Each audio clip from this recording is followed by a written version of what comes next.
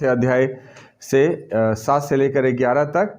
तो हम इसमें बेसिकली 4 बातों के ऊपर ध्यान देंगे, 4 बातों के ऊपर। पहली बात है कि हमें संयमी होनी चाहिए, संयमी होकर के प्रार्थना में हमें रहना चाहिए। प्रार्थना के लिए हमें बिल्कुल संयमी होने की जरूरत है। दूसरी बात है कि हमें एक दूसरे से हमें प्रेम करना है। तीसरी बात है कि हमें एक दूसरे का आदर सत्कार करना है, अतिथि सत्कार करना है। और चौथी बात है कि हमें एक दूसरे की सेवा करना है। हमें एक दूसरे की क्या करना है? सेवा करना है। इन 4 बातों को देखेंगे और यही हमारा जीवन शैली होना चाहिए इस संसार में, है ना।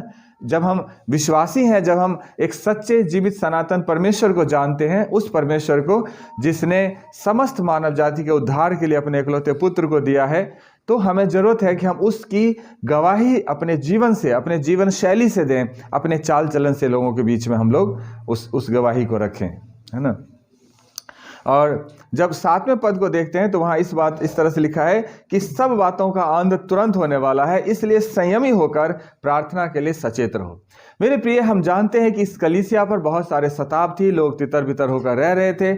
और इस पोजीशन में जाकर के पतरस ने जब इस पत्री को लिखा है तो पीछे बहुत सारी बातें लिखा है कि तुम्हारा पारिवारिक जीवन कैसा होना चाहिए, तुम्हारा खुद का जीवन कैसा होना चाहिए, समाज में जीवन कैसा होना चाहिए। उससे पहले था कि हम किस लिए बुलाए गए हैं, हमारी आशा क्या है, इन सारी बातों का जिक्र करते हैं। और अब यहाँ पर ये जिक्र करते हैं कि संसार में जबकि हर बातों का अंत होने वाला, उस सताव का अंत होने वाला है, उस दुख का अंत होने वाला है, यीशु के आने का जो इंतजार है वो अंत होने वाला है, यीशु का आना बहुत करीब है। जब ये सारी बातें हैं तो हमारा जीवन शैली संसार में ऐसा हो कि वो हमारा जीवन शैली ये बताए कि सचमुच हम इन लोगों से अलग हैं।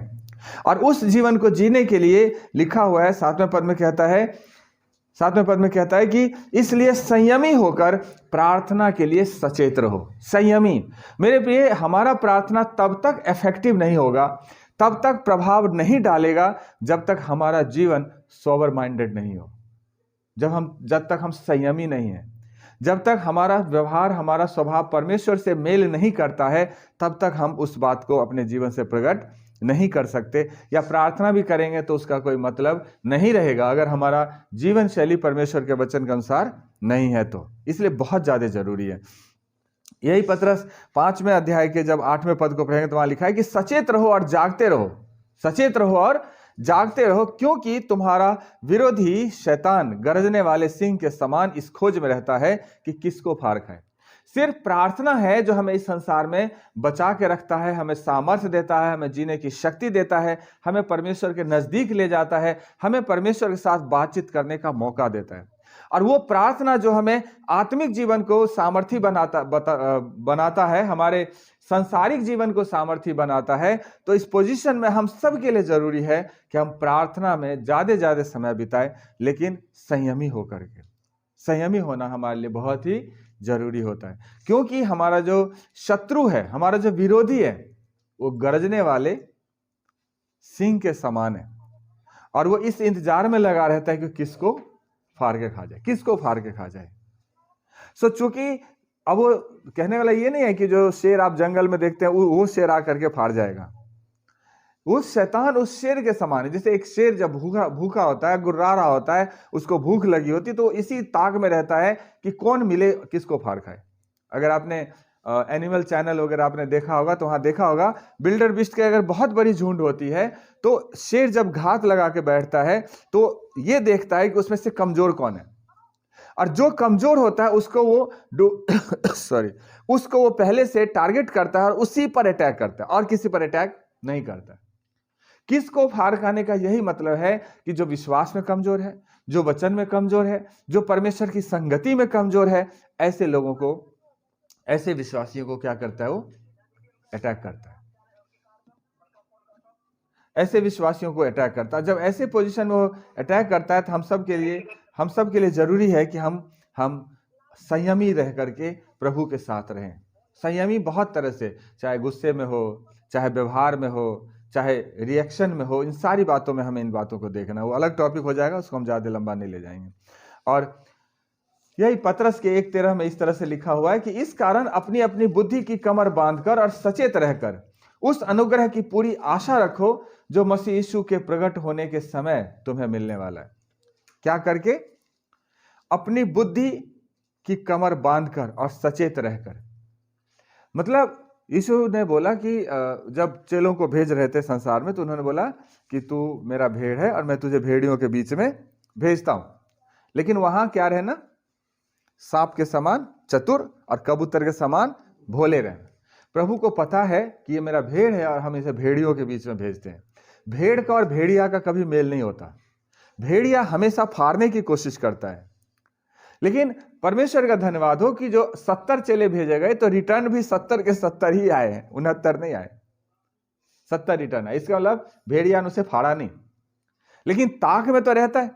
आज पूरे दुनिया में आप नजर उठा के देख लीजिए, ताक में रहता है किसको फाड़ खाए। बहुत बहुत तरीके अपनाते हैं, बहुत हथकंडे अपनाते हैं, करते हैं, सताते हैं, परेशान करते हैं सब तरह से। लेकिन परमेश्वर का जो अनुग्रह हम पर है, इसलिए कह रहा है बुद्धि की कमर बांधकर। बुद्धि की कमर बांधने वाला हमें क्या बोलना है, हमें कैसा व्यवहार करना है, हमें कितनी संयमी से काम करना है, इन सारी बातों की समझ हमारे अंदर होने चाहिए। और सचेत रहकर, सचेत भी रहना है और उस आशा की तरफ देखते रहो जो यीशु मसीह के प्रकट होने पर हमारे लिए रखा हुआ है, हमारे लिए रखा हुआ है।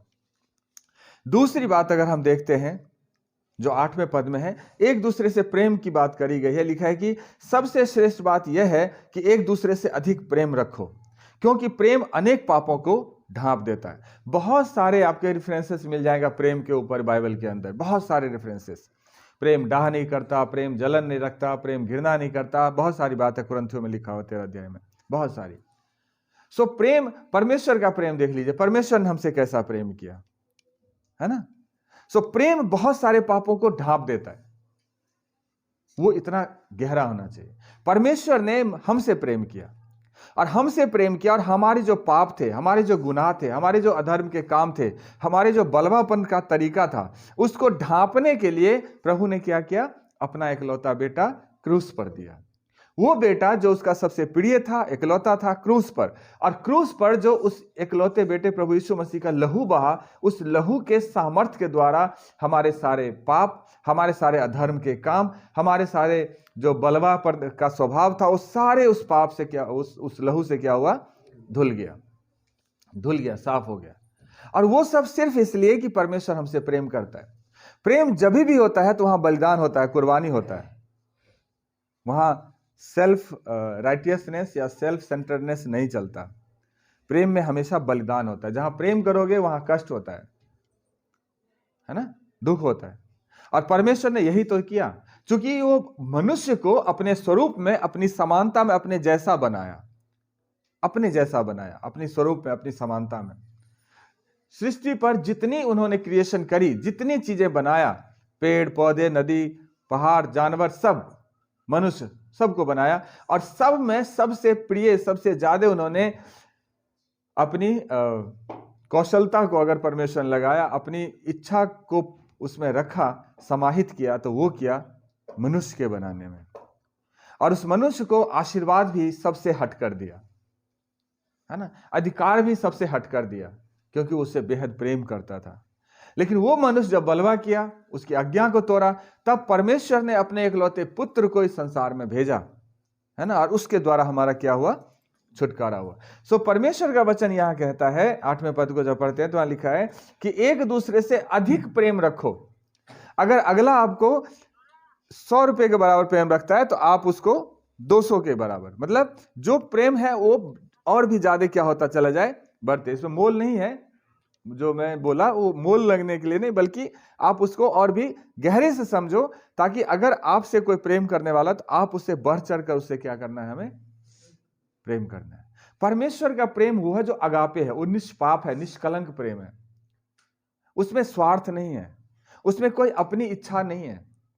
परमेश्वर अगर हमें बचाया है अपना इकलौता पुत्र देकर, तो परमेश्वर की क्या उसमें अपनी प्लानिंग है? अपनी सेल्फ सेटिस्फैक्शन या सेल्फ ऐसी कुछ बात नहीं है।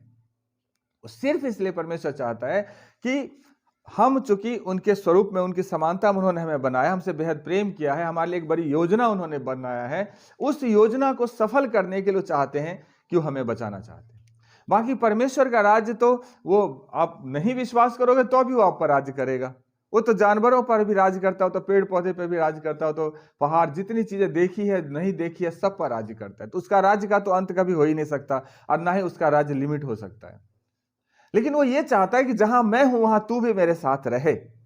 और उस चीज को प्रकट करने के लिए जैसा प्रेम पिता ने पुत्र से किया, वैसा ही हमें भी एक दूसरे से करना है, एक दूसरे से बढ़ चढ़ कर प्रेम करना है। पिता ने अपना प्रेम मसीह में दिखाया, और मसीह ने अपना प्रेम क्रूस पर दिखाया हम सब के लिए। कहता है कि अच्छा चरवाहा मैं हूं, है ना, और जो अच्छा चरवाहा होता है अपनी भेड़ों के लिए जान देता है। जो अच्छा चरवाहा नहीं होता, या यूं कहें जो नकली चरवाहा होता है, वो भाग जाता है, लेकिन जो अच्छा चरवाहा होता है वो जान देता है लेकिन भागता नहीं। तो जरूरी है कि हम उस प्रेम को दिखाएं। और लिखा है कि कुलुस्सियों 3:14 में लिखा है कि इन सब के ऊपर प्रेम जो सिद्धता का कटिबंध है बांध लो।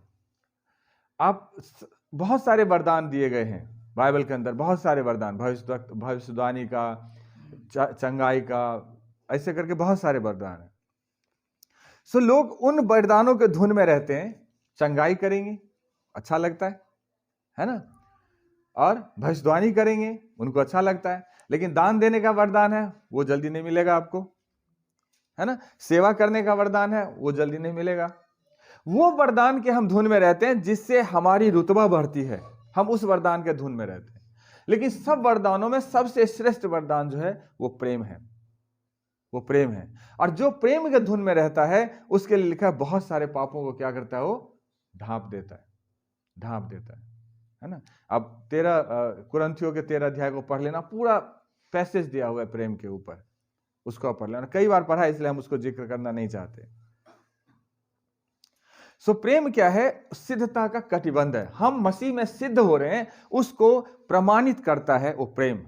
यूहन्ना कहता है कि अगर तुझमें मसीह का प्रेम नहीं तो तू मसीह के जन ही नहीं, मसीह के चेले ही नहीं, मसीह के लोग ही नहीं, अगर तुम में मसीह का प्रेम नहीं है। और भी बहुत सारी बातें। और पहला पत्रस 1:22 में लिखा है, सो जबकि तुमने भाईचारे की निष्कपट प्रीति के निमित्त सत्य के मानने से अपने मनों को पवित्र किया है, तो तन मन लगाकर एक दूसरे से अधिक प्रेम रखो। तन मन लगाकर एक दूसरे से अधिक प्रेम रखो। एक दूसरे की बुराइयां करना यह संसार का नियम है, एक दूसरे को पीछे खींचना यह संसार का नियम है, एक दूसरे के पापों को उजागर करना यह संसार का नियम है, एक दूसरे के कमियों को प्रदर्शित करना यह संसार का नियम है। लेकिन परमेश्वर का नियम कहता है ढांप दो, पाप को ढांप दो, है ना। एक दूसरे के बुराई को ढांप दो, एक दूसरे की कमी निकालने के बजाय उसकी प्रशंसा करो, और सही तरीके से उनका मेंटरिंग करो ताकि वो प्रभु में और भी आगे बढ़ सके। सो प्रेम एक दूसरे से बढ़कर करना है। कभी भी ध्यान रखिए, हमें एक दूसरे से बढ़कर प्रेम में, अगर हम प्रेम में बढ़ जाएंगे तो निश्चित रूप से हर चीज में हम बढ़ जाएंगे।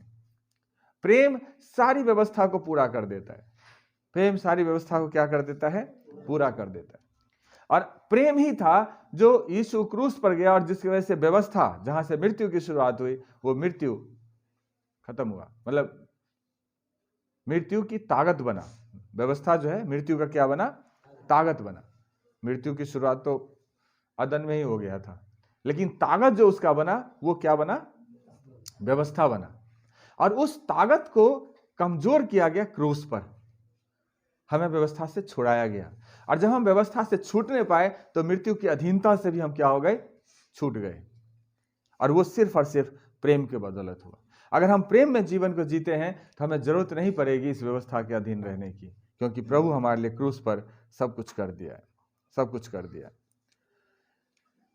तीसरी बात जो है, जो 9वें पद में लिखा है कि हमें एक दूसरे की आतिथ्य सत्कार करना है। आतिथ्य सत्कार करना है, जो इस तरह से लिखा है कि बिना कुरकुराए एक दूसरे की पहुनाई करो। बिना कुरकुराए एक दूसरे की क्या करो, पहुनाई। पहुनाई का मतलब ये है, ये नहीं कि हम दूसरे के घर पर जाके खाना खा के।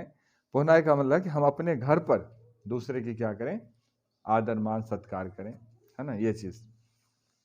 और जब हम इब्रानियों को देखते हैं तो वहां पर लिखा है 13:2 में कि पहुनाई करना ना भूलना, क्योंकि इसके द्वारा कितनों ने अनजाने में स्वर्गदूतों की पहुनाई की।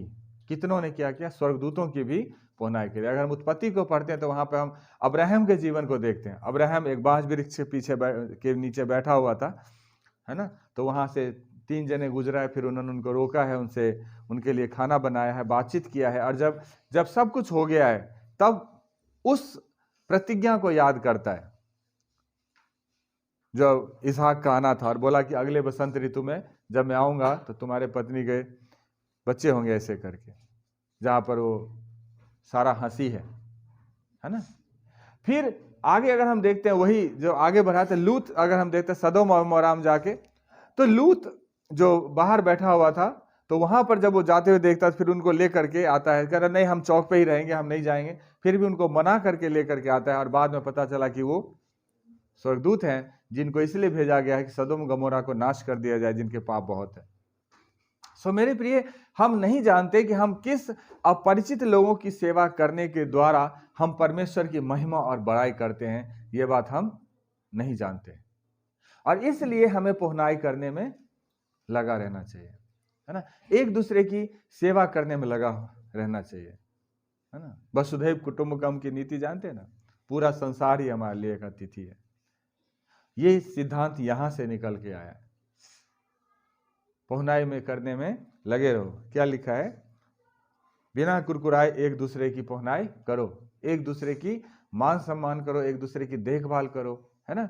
अगर हम नए नियम को देखते हैं तो जो सामरी यात्री का दृष्टांत है, वहां जब एक लिखा है कि एक यात्री जा रहा था और उसको मार करके रोड के किनारे छोड़ दिया, अधमरा करके छोड़ दिया, वहां से याजक भी गया, लेवी भी गया, लेकिन वहां से एक सामरी यात्री भी गया। वो दोनों याजक और लेवी देख करके कतरा कर चले गए, लेकिन जो सामरी था उसको लेकर के सराय में ले गया, उसकी देखभाल करी, उसको मलहम पट्टी सब कुछ किया। वो एक दूसरे को जानने वाले नहीं थे, है ना, लेकिन यीशु ने उस बात को गवाही दिया। वो एक पहुनाई का नतीजा है, एक वो है कि एक दूसरे का मान सम्मान करने का तरीका है कि कैसे संसार में उस प्रेम को स्थापित करने के लिए, उन बातों को स्थापित करने के लिए किस रीति से यीशु ने उसको उदाहरण के रूप में दिया, है ना। और जब हमारे अंदर प्रेम बढ़ता है ना, तभी हमारे अंदर इस हॉस्पिटलिटी के सिद्धांत भी हमारे अंदर बढ़ता है। सो हमें हर जरूरतमंद को देखना है, उसकी सेवा करना है, उसके जरूरतों को हमें पूरी करना है। रोमियो में आकर के पौलुस कहते हैं कि पवित्र लोगों को जो कुछ आवश्यक हो उसमें उसकी सहायता करो और पहुनाई करने में लगे रहो। जो भी आवश्यकता है पवित्र लोगों की, खासकर अपने भाई बहन की, एक दूसरे की मदद करना, एक दूसरे की सेवा करना, एक दूसरे को अपने घर बुलाना, ये सब प्रेम का अच्छा उदाहरण होता है ना। और ये काम हमें करना चाहिए, ये काम हमें क्या करना चाहिए, करना चाहिए, है ना। समौन के घर समौन ने यीशु को बुलाया था, याद है। और भी ऐसे बहुत सारे गवाही हैं, खास के जक्कई की गवाही हम लोग जानते हैं। जक्कई ने अपने घर बुलाया था, उसको देखना चाहता था, यीशु मसीह का मैं तेरे घर जाऊंगा, उनके घर गए। सो ये सारे उस सिद्धांत को स्थापित करता है। जरूरत है कि हम एक दूसरे को क्या करें, सेवा करें। 10 पद में अगर आएंगे तो वहां लिखा है कि जिसको जो वरदान मिला है वह उसे परमेश्वर के नाना प्रकार के अनुग्रह के भले भंडारों के समान एक दूसरे की सेवा में लगाएं। लिखा है जिसको जो वरदान मिला हुआ है, ये एक दूसरे की सेवा की बात करी गई है। वरदान का मतलब हरे वो काम जो परमेश्वर की ओर से निहित किया गया है हमारे लिए, और हम उसे करते हैं। जो वरदान जिसको, अगर किसी को चंगाई का वरदान मिला है तो वो चंगाई के लिए दूसरों की सेवा करे। अगर किसी को भविष्यवाणी का वरदान मिला है तो वो दूसरे की भविष्यवाणी के लिए करे। अगर किसी को सिर्फ सेवा करने का वरदान मिला है तो वो दूसरे के सेवा में अपने आप को लगाए। अगर किसी को दान देने का वरदान मिला है तो वो दान दिया करे। अगर किसी को ये वरदान, उसको अच्छा लगता है कि वो अपने घर लोगों को बुला करके उसकी सेवा करे, वही है तो उसी में लगे। जो काम परमेश्वर ने हमें दिया है, हर काम में जो हमें हमारे अंदर परमेश्वर ने डाला है, उस काम को हमें करना चाहिए, और बड़े ही बखूबी के साथ करना चाहिए, बिना किसी हिचक के करने चाहिए, है ना। इब्रानियों 6:10 में लिखा है कि क्योंकि परमेश्वर अन्यायी नहीं कि तुम्हारे काम और प्रेम को भूल जाए जो तुमने उसके नाम के लिए इस रीति से दिखाए कि पवित्र लोगों की सेवा की और कर भी रहे हो। ये गवाही देता है जो भी लेखक है इसके, कि परमेश्वर अन्यायी नहीं जो तुम्हारे काम और उस प्रेम को भूल जाए। जो कुछ भी हम सेवा करते हैं ना, चर्च के अंदर चाहे चर्च के बाहर, जो भी सेवा करते हैं, एक एक चीज को परमेश्वर नोट करता है, एक एक चीज परमेश्वर के नजर के सामने होते हैं। चाहे चर्च के अंदर एक कारपेट बिछाने से लेकर के और यहाँ प्रचार करने तक और इससे आगे ऊपर मैनेजमेंट तक का जो सारे काम है, सब परमेश्वर की तरफ से दिया हुआ है। और जो जिस काम पर भी है, सब उस काम का निश्चित रूप से परमेश्वर की तरफ से उसका अवार्ड मिलेगा ही मिलेगा। परमेश्वर निश्चित रूप से देगा। वचन कहता है वो अन्यायी नहीं है। जैसे काम हम परमेश्वर के पास करते हैं, हर काम का परमेश्वर के पास प्रतिफल है और परमेश्वर हमारे उन कामों का प्रतिफल हमें भरपूरी से देता है और देना जानता है। हालेलुया। इसलिए किसी भी काम में कभी भी हिचकिचाना नहीं चाहिए। चाहे प्रचार करने का काम हो, चाहे एवेंजेलिकल काम हो, चाहे फील्ड का काम हो, चाहे परमेश्वर के राज्य के लिए कोई और काम हो, चाहे चर्च के अंदर का काम हो या चर्च के बाहर का काम हो, हर काम के लिए हमें तत्पर रहना है। अगर कोई विश्वासी भाई बहन बीमार है, परेशान है, दुख में है, तकलीफ में, जैसे आप सुनते हो आपको पहुंचना चाहिए, उनसे बातचीत करना चाहिए, उनके लिए प्रार्थना करना चाहिए और जो संभव हो सका आप उसकी सहायता कर सकते हो, हमें उनकी सहायता करनी चाहिए। यही सेवा है, यही। और अगर हम ये नहीं करते हैं, सिर्फ यहीं से प्रचार करना सेवा नहीं होता। यहां से और भी बहुत सारे काम है जो यहां से हटके है और हर काम परमेश्वर के सामने गिना जाता है। लिखा है परमेश्वर अन्यायी नहीं है जो तुम्हारे काम और उस प्रेम को भूल जाए। परमेश्वर को हर चीज पता होता है। इसलिए जिसको जो वरदान मिला हुआ है, अपने उस वरदान में अपने आप को पूरी तरफ से लगाए रहे और वह उसे परमेश्वर के नाना प्रकार के अनुग्रह के भले भंडार के समान एक दूसरे की सेवा में लगाएं। किस में लगाएं? एक दूसरे की सेवा में लगाएं। जो वरदान मिला है वो सेवा के लिए मिला है। हमारे प्रभु का अगर आप स्वभाव देखें तो वो सेवा का स्वभाव उनमें है नहीं है? सेवा का स्वभाव बताऊंगा आगे।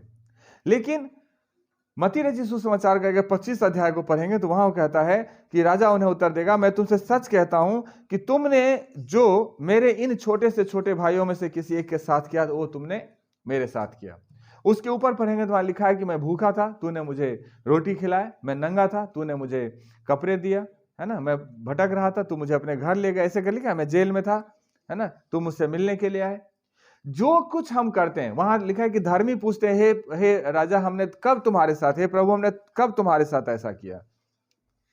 तो बोला, जो तुमने इन छोटे के छोटे साथ किया है वो तुमने मेरे साथ किया है, और जो तुमने छोटे के छोटे साथ नहीं किया वो तुमने मेरे साथ नहीं किया।